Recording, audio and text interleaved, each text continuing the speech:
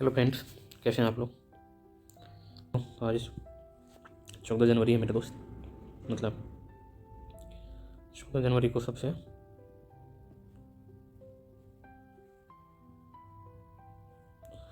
महत्वपूर्ण फेस्टिवल एक मनाया जाता है मेरे दोस्त, जिसको मकर संक्रांति अपन बोलते हैं। मकर संक्रांति तो हम लोग जानेंगे कि आज इसके पूरे भारत में क्या क्या नाम से जाना जाता है मेरे दोस्त। तो अगर मकर संक्रांति का ही बात करें तो सबसे पहले मकर संक्रांति जो है ये मकर संक्रांति जो है मेरे दोस्त, सबसे मकर संक्रांति के नाम से इसके 16 नाम है। 26 राज्यों में मिला के टोटल 16 नाम से मनाया जाता है। फेस्टिवल एक है, नाम अनेक है, कहने का मतलब मेरे ये है। आप लोग जैसे कि देख सकते हैं 26 राज्य में 16 नाम से मनाया जाता है। जैसे मकर संक्रांति की अगर बात करें तो मध्य प्रदेश में, छत्तीसगढ़ में, राजस्थान में, उत्तर प्रदेश, बिहार, जमुई, दिल्ली और अरुणाचल प्रदेश में ये इतने स्टेट में ये मकर संक्रांति के नाम से मनाया जाता है। वहीं अगर झारखंड की बात में करें दोस्त तो इसको टूसू पर्व के नाम से मनाया जाता है। और झारखंड में टूसू पर्व बहुत फेमस है, ये बहुत अच्छे से मनाया जाता है। उड़ीसा की अगर बात करें हम तो उड़ीसा में इसका मकर चोला कहा जाता है। उड़ीसा में मकर चोला कहा जाता है। पश्चिम बंगाल में पौष संक्रांति कहा जाता है मेरे दोस्त।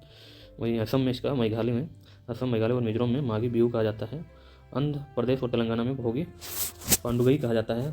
तमिलनाडु में पोंगल कहा जाता है मेरे दोस्त। ये सारे स्टेट के हैं अलग अलग, कई बार एग्जाम में पूछे भी जाते हैं अलग अलग स्टेट में मकर संक्रांति के अलग अलग नामों से। तो आपको अगर थोड़ी सी नॉलेज रहेगा इसमें तो वहाँ पे आपको प्रॉब्लम नहीं होना चाहिए मेरे मित्र। तो कश्मीर में इसको शिशुरा संक्रांत कहा जाता है।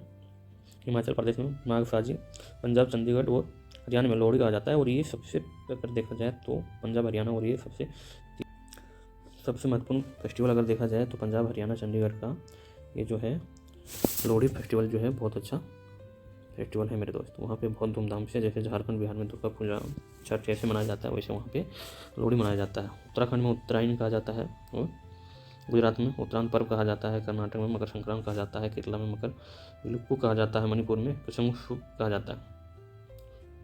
मणिपुर में अंगसुई कहा जाता है मेरे मित्र। ये सब अलग अलग स्टेट के नाम है जैसे आप देख सकते हैं, और अलग अलग एक ही फेस्टिवल का नाम है। इंपॉर्टेंट इसमें ये है कि सबसे पंजाब, हरियाणा और चंडीगढ़ में इसके ये जो है बहुत इंपॉर्टेंट है। ये पूछा जाता है एग्जाम में लोहड़ी किस राज्य में मनाया जाता है। तो ये सब लगभग उसी डेट में मनाया जाता है, 14-15 तारीख को ही, 14-15 जनवरी को ही मनाया जाता है दोस्त। हर जगह बहुत जगह इसको मेरे मित्र मकर संक्रांति को खिचड़ी भी बोला जाता है। ये बिहार के कुछ जिले में बोला जाता है।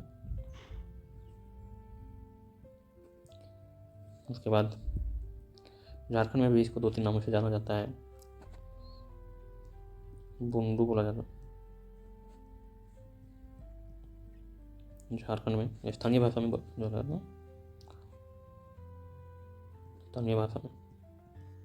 बुंडू।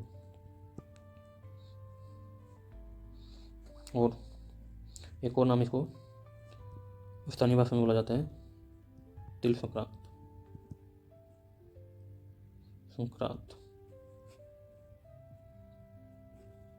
ये हो गया स्थानीय भाषा में। इसके कुछ 2-4 लाइन जानेंगे अपन दोस्त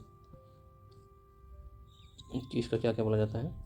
तो सबसे पहले कि मकर संक्रांति एक प्रमुख भारतीय पर्व है जो 14-15 जनवरी को हर जगह मनाया जाता है। कितने जनवरी को? 14-15 जनवरी को हर जगह मनाया जाता है।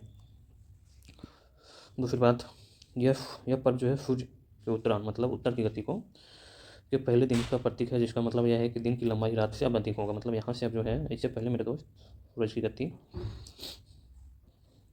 दक्षिण की ओर होता है, जो अब उत्तर की ओर शुरू होगा। और यहाँ से दिन का जो है समय बढ़ेगा और रात का कम